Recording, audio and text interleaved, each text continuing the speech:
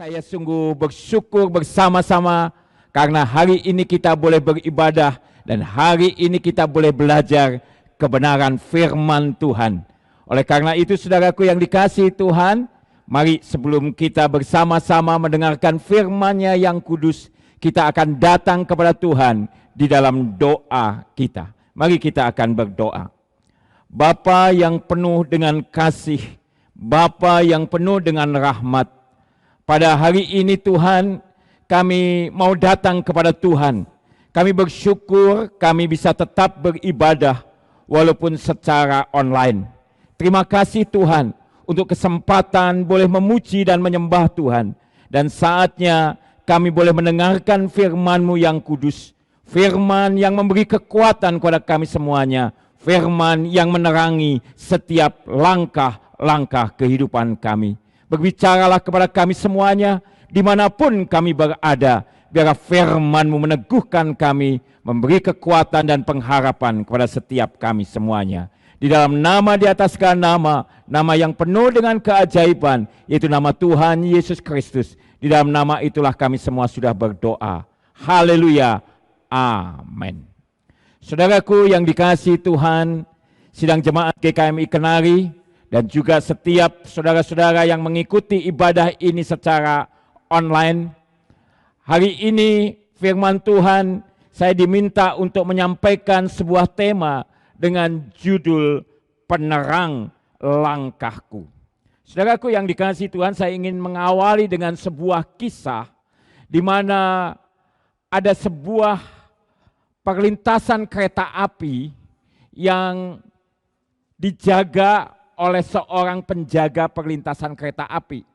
Karena ini adalah di daerah yang cukup terpencil, maka belum tersedia palang otomatis di mana kalau kereta lewat, palang itu akan menutup jalan yang biasa dilalui oleh mobil atau sepeda motor.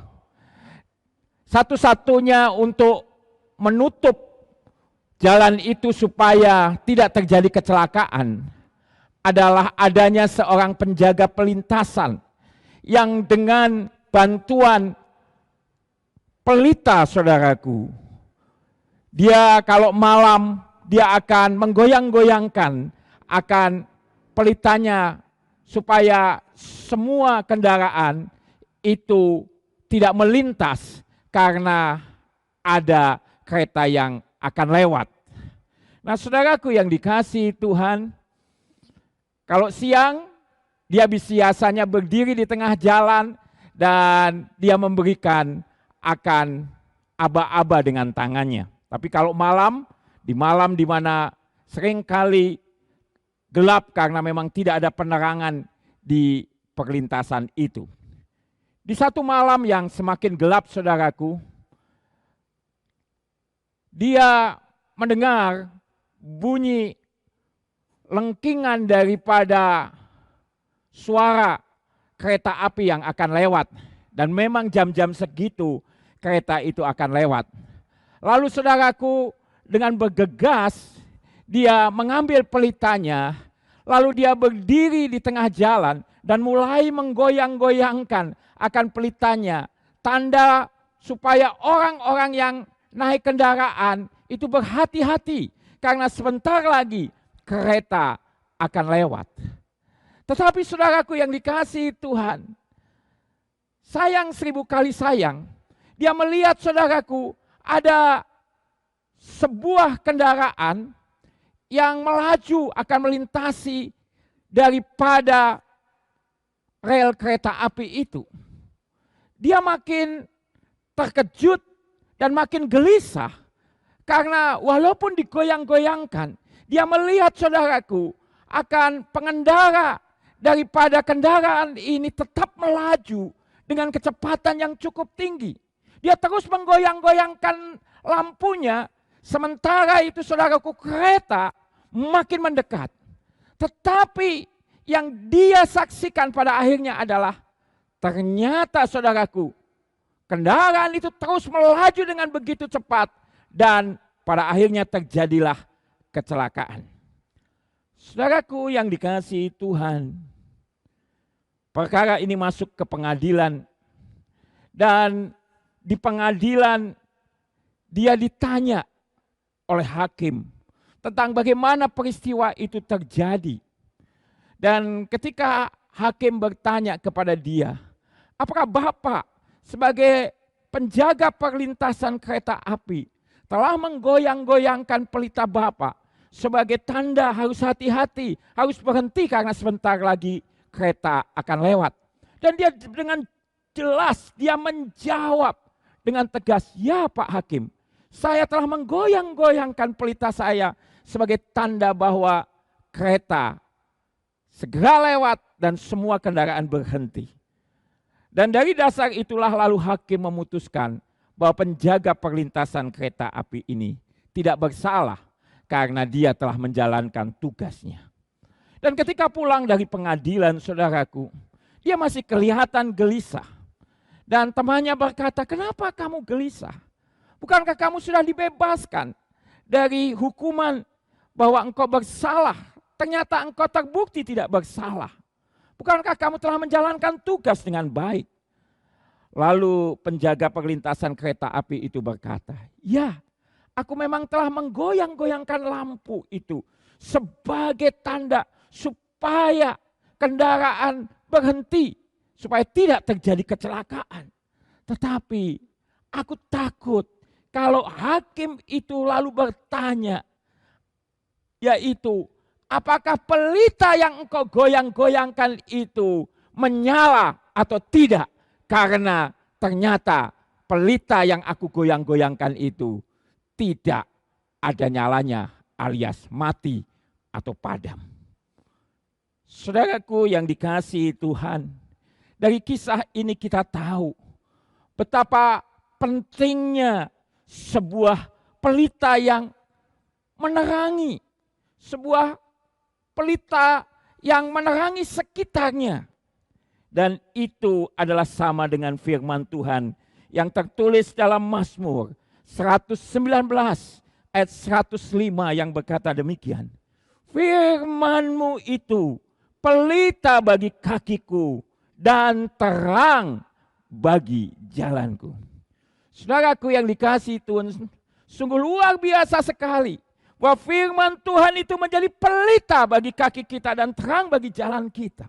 Yang menerangi akan segala kegelapan yang ada di depan kita. Yang akan menuntun kita supaya kita tidak jatuh. Supaya kita tetap berjalan pada jalan yang benar. Apalagi saudaraku yang dikasihi Tuhan, kehidupan kita adalah kehidupan yang dipenuhi dengan tantangan yang beraneka ragam. Kehidupan kita adalah kehidupan yang dipenuhi saudaraku dengan masalah yang sering kali datang silih berganti. Dan di tengah-tengah situasi yang semacam ini, apalagi dengan pandemi COVID-19, menjadi efek domino yang luar biasa. Dan hari ini kita juga mengalami di mana kota yang kita kasih, kota yang kita cintai ini mengalami lonjakan akan penderita COVID ini yang begitu tinggi saudaraku. Dan itu menimbulkan masalah baik secara kesehatan, secara psikis, secara ekonomi, secara tatanan sosial saudaraku. Dan kita juga seringkali diliputi oleh kekhawatiran, oleh ketakutan, dan oleh kebimbangan. Itulah kenyataan hidup di mana kita mempunyai banyak masalah. Tapi juga saudaraku yang dikasihi Tuhan, bukan hanya sesuatu masalah seperti pandemi ini yang menjadi masalah yang besar dalam kehidupan kita. Saat ini juga saudaraku, perkembangan teknologi menjadi tantangan manusia. Memang saudaraku yang dikasihi Tuhan, dengan teknologi yang kita miliki, semuanya menjadi lebih mudah. Tetapi saudaraku yang dikasihi Tuhan, teknologi juga menyebabkan orang-orang hidup di dalam kehidupannya sendiri, dalam keegoisannya sendiri. Seringkali ada sebuah ungkapan, HP kita itu saudaraku, mendekatkan yang jauh dan menjauhkan yang dekat. Dan itu pasti mempunyai masalah. Keluarga kita yang dekat bisa menjadi jauh. Sebaliknya Mungkin teman-teman kita, sahabat-sahabat kita waktu kita masih kecil menjadi begitu dekat dan sering ngobrol dengan kita. Sedangkan orang-orang, keluarga di sekitar kita menjadi begitu jauh. Dan ini juga menimbulkan masalah. Di Jepang, saudaraku, ada sebuah fenomena yang muncul yang disebut dengan hikikomori. Hikikomori adalah, saudaraku, merujuk pada orang-orang yang menjauhkan diri dari lingkungan sosial dengan mengurung diri di kamar mereka sampai lama. Mereka makan di situ, mereka membeli sesuatu di situ, dan kamar mereka begitu kotor, begitu bau mungkin, saudaraku. Karena mereka merasa nyaman dengan situasi itu. Dan keluarga dan orang-orang yang dekat dengan mereka menjadi orang-orang asing. Dan itu juga melanda, saudaraku, bahwa situasi yang begitu menekan membuat orang-orang, saudaraku, yang bahkan menjadi orang-orang yang terkenal atau yang seringkali disebut dengan selebritis, tidak lagi bisa tahan dalam kehidupan ini. Saudaraku yang dikasihi Tuhan, ini adalah paling tidak 4 tokoh selebritis. Seorang yang bernama Kim Jong-un, Marilyn Monroe, Robin Williams, Anthony Bourdain adalah orang-orang terkenal.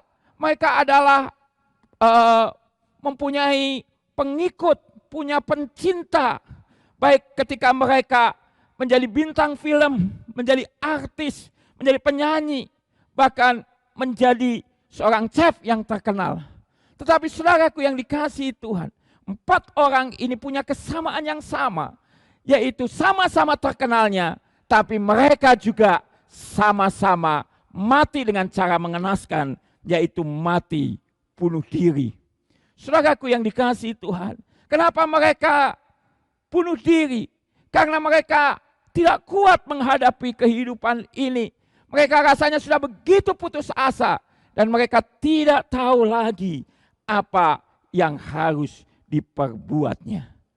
Oleh karena itu, saudaraku yang dikasihi Tuhan, kita butuh kebenaran firman Tuhan yang menjadi terang bagi kaki kita, menjadi pelita bagi jalan kita, supaya kita tidak tersesat, supaya kita tidak takut menghadapi berbagai masalah kehidupan ini, menghadapi masalah pandemi ini yang membuat mungkin ekonomi kita hancur, pekerjaan kita hancur, juga mungkin saudaraku rasa takut itu begitu menguasai kita.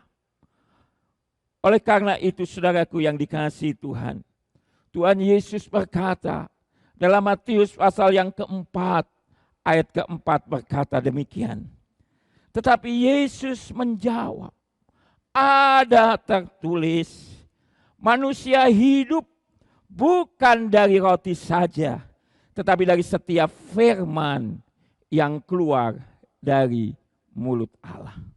Saudaraku yang dikasihi Tuhan, Yesus berkata bahwa manusia bisa hidup, manusia bisa menjalani kehidupan ini, bukan karena dia makan roti, saudaraku, bukan dia makan gado-gado saja, bukan saja dia makan pecel saja, makan sate saja, saudaraku. Apapun yang saudara makan. Tetapi firman Tuhan dengan jelas berkata bahwa manusia hidup juga dari setiap firman yang keluar dari mulut Allah. Kenapa, saudaraku? Karena firman itu, saudaraku, menjadi pelita, menjadi penerang di dalam setiap langkah-langkah kehidupan kita. Dan kalau kita melihat lebih lanjut, firman Tuhan itu sangat-sangat kuat. Dalam Ibrani, saudaraku, pasal yang keempat, ayat 12 dikatakan demikian. Sebab firman Allah hidup dan kuat dan lebih tajam daripada pedang bermata 2 manapun. Ia menusuk amat dalam sampai memisahkan jiwa dan roh, sendi-sendi dan sumsum, Ia sanggup membedakan pertimbangan dan pikiran hati kita. Wow, luar biasa sekali saudaraku. Firman Tuhan di sini disebutkan sebagai hidup saudaraku. Firman Tuhan itu bukan firman yang mati. Firman Tuhan itu bukan hanya sekedar kata-kata yang mati saudaraku. Dia menghidupkan kita semuanya. Oleh karena itu tidak heran saudaraku, ketika firman Tuhan berkata, oleh bilur-bilurku kamu telah sembuh. Maka ketika itu disampaikan, ada kesembuhan yang terjadi pada orang-orang yang sakit. Saudaraku yang dikasihi Tuhan, ketika Tuhan Yesus berkata, marilah kepadaku semua yang letih lesu dan berbeban berat, maka aku akan memberikan kelegaan kepadamu. Saudaraku, orang-orang yang terbeban dalam keadaan yang begitu berat dalam hidup mereka. Orang-orang yang putus asa. Orang-orang yang tidak tahu lagi harus berbuat apa-apa. Ketika mendengar firman yang hidup itu, bangkit kembali semangatnya. Oh ya, aku masih punya Tuhan. Aku punya Tuhan yang memberikan kelegaan kepadaku. Saudaraku yang dikasihi Tuhan. Dan firman Tuhan juga dikatakan apa? Dia lebih tajam daripada pedang bermata dua manapun. Saudaraku, dulu saya sering membaca buku dan nonton film silat. Salah satu pedang yang paling tajam dinamakan To Leong To, yaitu pedang pembunuh emprit. Oh salah, pedang pembunuh naga. Saudaraku yang dikasihi Tuhan, menurut kisah komik itu saudaraku atau film silat itu, ini pedang begitu luar biasa saudara. Tajamnya sangat-sangat luar biasa. Tapi berdasarkan firman Tuhan ini dikatakan, firman Tuhan itu lebih tajam daripada pedang bermata dua manapun. Ini menunjukkan apa saudaraku? Betapa luar biasanya kekuatan daripada firman Tuhan. Oleh karena itu jangan pernah sia-siakan. Kita punya firman Tuhan yang hidup. Alkitab itu ada dalam buku saudara yang tercetak maupun ada di dalam HP saudara. Anda punya sebuah kekuatan yang luar biasa. Kenapa seringkali kita mengabaikannya dan kita tidak membacanya? Sehingga kita tidak merasakan kekuatan yang luar biasa daripada segenap kebenaran firman Tuhan itu. Oleh karena itu saudaraku, saya berdoa biarlah melalui firman Tuhan ini kita terus diingatkan supaya kita makin mencintai firman Tuhan dengan membaca, merenungkan dan melakukannya. Lalu sekarang saudaraku, bagaimana caranya supaya firman Tuhan itu menjadi penerang langkah kita? Yang pertama saudaraku, menjadikan firman Tuhan sebagai kesukaan kita. Saudara, saya tahu ada banyak di antara saudara punya kesukaan, punya hobi yang bermacam-macam. Ada orang yang kesukaannya atau hobinya mancing. Ada orang yang kesukaannya memasak. Walaupun mungkin bau, keringetan, tapi suka gitu ya. Orang mancing juga kadang-kadang kan kita lihat gitu ya. Ngapain gitu ya. Nunggu lama begitu kan lebih baik mancing di pasar saudaraku ya. Beli, tidak usah lama-lama kita bisa cari ikan yang gede atau apa. Tapi kalau mancing kan kita tidak tahu yang ngambil umpan kita itu ikan kecil atau ikan besar. Tapi itulah hobi. Ada orang yang hobinya melukis gitu ya. Terus melukis berhari-hari. Banyak orang punya hobi. Ada yang membaca begitu ya. Kadang-kadang kita heran ya. Apa yang kamu baca kok begitu bisa berhari-hari. Ya. Tapi juga ada orang-orang zaman sekarang ini saudaraku. Yang hobinya apa saudaraku? Nulis WA, baca WA, tertawa-tawa sendiri dan bisa berjam-jam saudaraku. Tapi saya mau katakan, apapun kesukaan Anda, apapun kegemaran Anda, satu hal kalau saudara ingin hidupmu menjadi hidup yang berhasil, hidup yang mengalami kemenangan, engkau harus menjadikan firman Tuhan sebagai kesukaan. Karena apa? Dalam Mazmur pasal 1 ayat 2-3 dikatakan demikian. Tetapi yang kesukaannya ialah Taurat Tuhan, dan yang merenungkan Taurat itu siang dan malam. Ia seperti pohon yang ditanam di tepi aliran air, yang menghasilkan buahnya pada musimnya, dan yang tidak layu daunnya. Apa saja, perhatikan saudaraku, apa saja yang diperbuatnya berhasil. Wow, sebuah anugerah Tuhan yang begitu luar biasa. Ketika kita mempunyai kesukaan, kegemaran akan firman Tuhan, saudara. Itu artinya firman Tuhan itu menjadi kegemaran kita di mana-mana kita, sama seperti orang begitu ya. Dia punya kesukaan, dia punya kegemaran, dia ingin melakukan itu. Demikian juga dengan kehidupan kita, saudaraku. Karena apa? Penggambarannya sangat indah sekali. Orang yang kesukaannya Taurat Tuhan dikatakan apa, saudaraku? Dan yang merenungkan Taurat itu siang dan malam, ia seperti pohon yang ditanam di tepi aliran air. Air bagi pohon adalah sumber kehidupan. Itulah yang membuat pohon itu tetap hidup.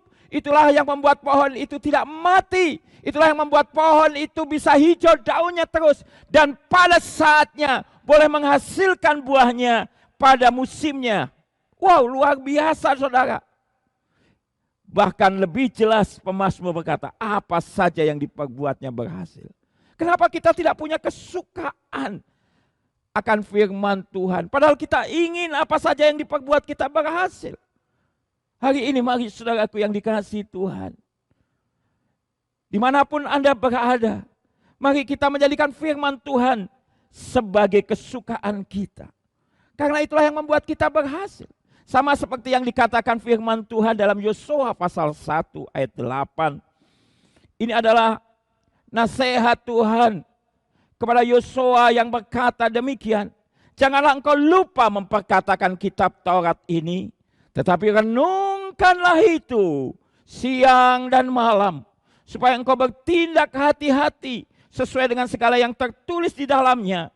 Sebab dengan demikian perjalananmu akan berhasil dan engkau akan beruntung. Saudaraku yang dikasihi Tuhan, Yosua pada dulunya hanyalah sekedar abdi Musa. Tapi karena Musa tidak diperkenankan Tuhan masuk tanah Kanaan, maka diangkat the new leader, pemimpin yang baru. Tapi pemimpin baru ini juga adalah bukan orang yang hebat pada mulanya.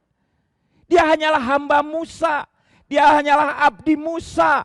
Dan kalau kita melihat akan bagaimana kiprah Musa, maka kita tidak melihat saudaraku, Yosua melakukan perbuatan-perbuatan yang spektakuler. Perbuatan-perbuatan yang ajaib. Semuanya masih dipegang oleh Musa.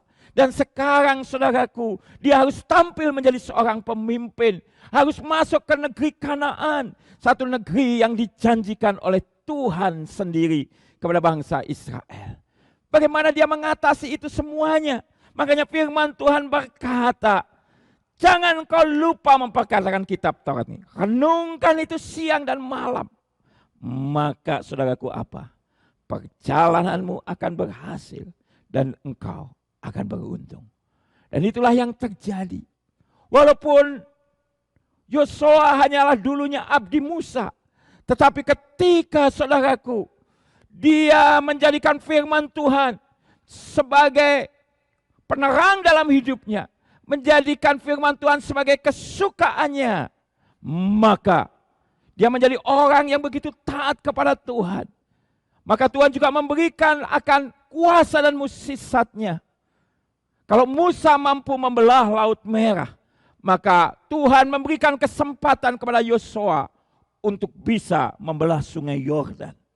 Dan kita tahu juga peperangan-peperangan yang luar biasa.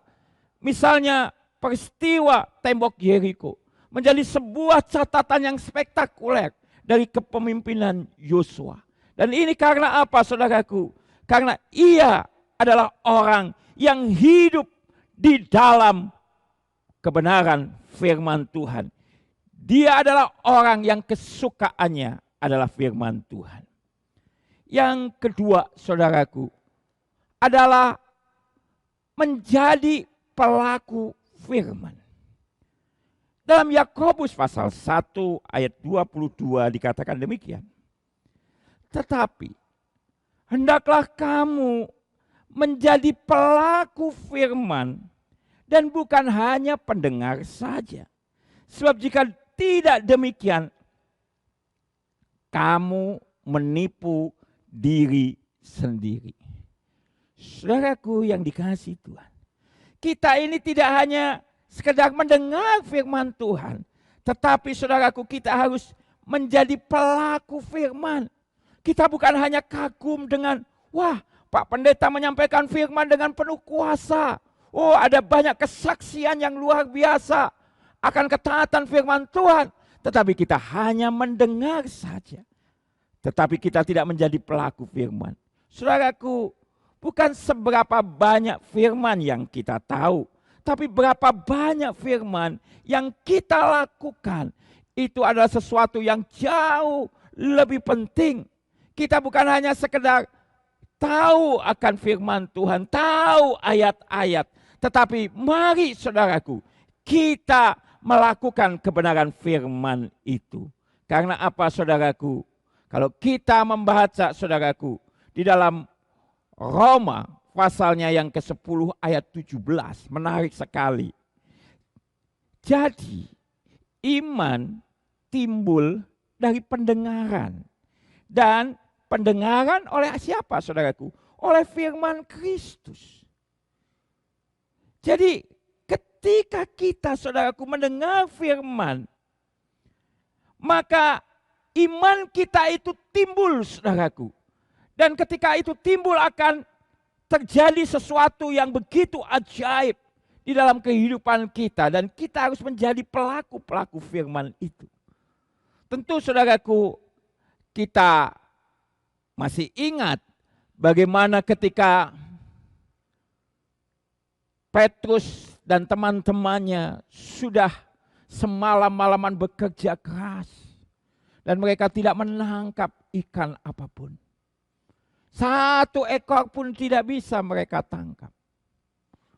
Tetapi ketika Yesus datang kepada Petrus. Dan dia berkata, tebarkanlah jalamu di sebelah kanan. Saudaraku yang dikasihi Tuhan. Petrus memang menjawab, Tuhan, kami telah bekerja keras sepanjang malam. Tapi kami tidak menangkap apa-apa. Tapi ini yang luar biasa. Petrus berkata, tetapi karena engkau yang berfirman, tetapi karena engkau yang mengatakannya, aku akan melakukannya. Dan terjadilah saudara, jalan mereka penuh dengan ikan. Sehingga jala itu saudaraku mungkin mulai merantas-merantas begitu atau bagaimana. Sehingga Petrus akhirnya memanggil akan teman-temannya yang lain. Saudaraku yang dikasihi oleh Tuhan. Luar biasa sekali. Kalau Petrus hanya berkata, oh ya Tuhan, ya saya tahu engkau berkuasa. Tapi maaf ya Tuhan, yang paling pintar soal ikan dan danau ini saya. Saya sudah hidup di sini puluhan tahun. Kalau engkau kan cuma tukang kayu. Jadi nggak ada hubungannya antara tukang kayu dengan kami para nelayan. Saudaraku yang dikasihi Tuhan. Tetapi Petrus dengan tegas dan jelas berkata, tetapi karena engkau yang berfirman, karena engkau yang berkata, aku akan melakukannya. Dan terjadilah saudaraku sebuah keajaiban, sebuah mukjizat. Bahkan kalau kita melihat lebih lanjut di dalam kisah Matius pasal 8 ayat 5 sampai 17 tentang seorang perwira yang mempunyai seorang hamba yang sakit. Dan saya percaya dia sudah mendengar tentang Yesus. Jadi dia meminta pemuka-pemuka Yahudi untuk menemui Yesus, dan kalau bisa dia mau bertemu untuk memohonkan akan kesembuhan daripada hambanya itu. Dan luar biasa sekali ketika dia bertemu dengan Yesus. Saudaraku yang dikasihi Tuhan, ketika Yesus berkata, aku akan ke rumahmu, dia berkata apa saudara? Tidak usah guru, engkau cukup mengatakan sepatah kata saja, maka hambaku itu akan sembuh. Saudaraku, dia percaya bahwa perkataan Tuhan Yesus adalah perkataan yang penuh dengan kuasa, perkataan yang mampu menyembuhkan hambanya. Cukup katakan sepatah kata saja. Cukup katakan firman itu, dan firman itu akan menyembuhkan. Oleh karena itu saudaraku yang dikasihi Tuhan, mari kita mencintai firman, membaca firman, merenungkan firman, dan menjadi pelaku-pelaku firman. Sehingga iman itu timbul di dalam kehidupan kita. Yang ketiga saudaraku, atau yang terakhir adalah hidup dalam pengajaran firman yang benar. Hidup dalam pengajaran firman yang benar. Firman Tuhan itu sungguh luar biasa. Seperti diungkapkan dalam 2 Timotius 3 ayat 16 sampai dengan 17 yang berkata demikian. Segala tulisan yang diilhamkan Allah memang bermanfaat untuk mengajar, untuk menyatakan kesalahan, untuk memperbaiki kelakuan, dan untuk mendidik orang dalam kebenaran. Dengan demikian, tiap-tiap manusia kepunyaan Allah diperlengkapi untuk setiap perbuatan baik. Wow, luar biasa. Firman Tuhan itu mengajar kita, saudaraku, menyatakan kesalahan, memperbaiki kelakuan, dan mendidik orang dalam kebenaran. Oleh karena itu saudaraku, hiduplah dalam pengajaran firman yang benar. Sehingga hidup kita itu memang betul-betul seperti apa yang Tuhan mau. Sehingga kalau memang kita salah, kita diperbaiki. Kalau kita hidup dalam dosa, kita kembali lagi hidup dalam kebenaran. Dan kenapa saya katakan kita hidup dalam pengajaran firman yang benar, saudaraku? Karena ada banyak di luar sana, saudaraku, orang-orang yang memutarbalikkan firman dengan maksud-maksud tertentu. Seperti tertulis dalam Matius pasal 7 ayat 15 sampai dengan 16a yang berkata demikian. Waspadalah terhadap nabi-nabi palsu yang datang kepadamu dengan menyamar seperti domba, tetapi sesungguhnya mereka adalah serigala yang buas. Dari buahnya lah kamu akan mengenal mereka.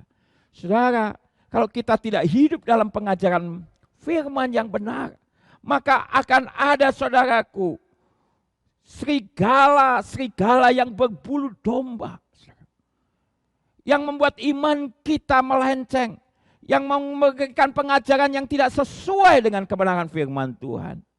Dan saya percaya gereja saudara terus mengajarkan kebenaran berdasarkan firman Allah yang hidup. Dan saya berdoa kita hidup di dalam kebenaran itu sehingga kita tidak tersesat.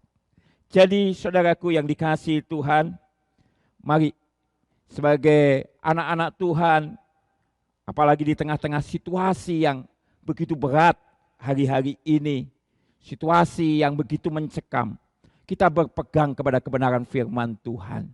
Kita saudaraku suka akan firman Tuhan. Kita saudaraku menjadi pelaku firman dan kita hidup dalam pengajaran firman yang benar. Maka percayalah, betapapun gelapnya kehidupan ini, firman Tuhan menjadi penerang langkah hidup kita. Haleluya. Amin. Mari kita berdoa. Bapa yang penuh dengan kasih dan rahmat, terima kasih Tuhan Yesus untuk firman-Mu yang luar biasa ini. Kami sungguh bersyukur bahwa ketika kami berjalan dalam kegelapan dunia ini, kami tidak berjalan dalam kegelapan itu yang membuat kami takut, membuat kami tersesat, membuat kami jatuh. Tetapi ada kebenaran firman Tuhan. Firman Tuhan yang menjadi pelita bagi jalan kami dan terang bagi kaki kami. Terima kasih Tuhan, dan ajar kepada kami untuk terus menyukai firman Tuhan, menjadi kesukaan, menjadi kegemaran. Dan kami juga menjadi pelaku-pelaku firman, serta kami menjadi orang yang hidup dalam pengajaran kebenaran firman. Terima kasih Tuhan, kami serahkan semuanya ke dalam tangan-Mu, berdoa untuk kota kami, biarlah Tuhan tetap lawat, Tuhan tolong belas kasihan-Mu turun, sehingga kota kami semuanya tetap dalam perlindungan Tuhan. Semua sidang jemaat Tuhan juga dalam perlindungan Tuhan dimanapun kami berada. Kuasa-Mu menaungi dan menudungi kami semuanya. Terima kasih Tuhan, di dalam nama di atas segala nama, nama yang penuh dengan keajaiban, yaitu nama Tuhan Yesus Kristus. Di dalam nama itulah kami semua sudah berdoa. Haleluya. Amin.